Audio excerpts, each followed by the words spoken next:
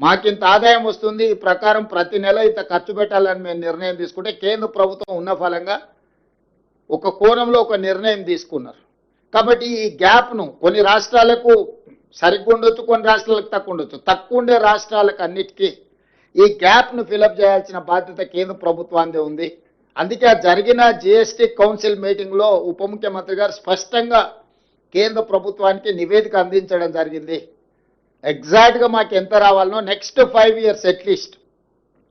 మొదట్లో చట్టం తెచ్చినప్పుడు 14% కంటే ఆదాయం తగ్గిన రాష్ట్రాలకు వైబుల్ గ్యాప్ ఫండ్ ఎట్లా ఇచ్చిండ్రో, ఇప్పుడు ఒక కొత్త second phase of liberalisation or otherwise amendment of GST చట్టం తెచ్చిరో, ఇప్పుడు కూడా విజిఎఫ్ అనేది నెక్స్ట్ 5 సంవత్సరాలకు కేంద్ర ప్రభుత్వం అమలు చేయాలి.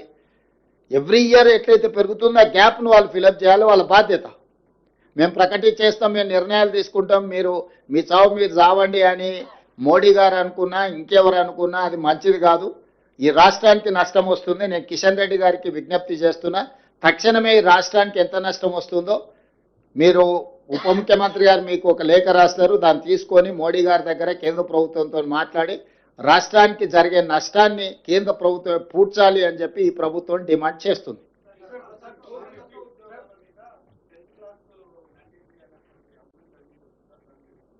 అది సంస్థ చర్చించి నిర్ణయం తీసుకుంటుంది. దాని డీటెయిల్స్ వచ్చిన తర్వాత ఒకసారి ఫర్మ్ ఒపీనియన్కి వచ్చిన తర్వాత నేను చెప్తా. పవర్ జనరేషన్ కాస్ట్ ఏం పడదు. నువ్వు పర్చేజ్ ఇప్పుడు నువ్వు చెప్పిన ప్రకారం సింగరేణి అంతమందిని తగ్గించుకోవాలని సూచన చేస్తున్నావా? అంటే మీరు చెప్పేది అట్లనే ఉంది కదా, అందుకే ఇవన్నీ కూడా అవును తీసేస్తానా, తగ్గినప్పుడు ఆటోమేటిక్గా తగ్గితే పవర్ ప్రొడక్షన్ కాస్ట్ తగ్గుతుంది కదా అని చెప్తున్నాడు. జిఎస్టీ అమౌంట్ తగ్గుతుందని నాకు అర్థమైంది. రాహుల్ అడిగింది, కాకపోతే రాహుల్ కొంచెం మడతపెట్టి అడుగుతున్నా, అందుకే స్పష్టత కోరుకుంటున్నా. Anyway thank you. అసలైన తొలి వెలుగు. ఫాలో వాట్సాప్ @తొలి వెలుగు అఫీషియల్.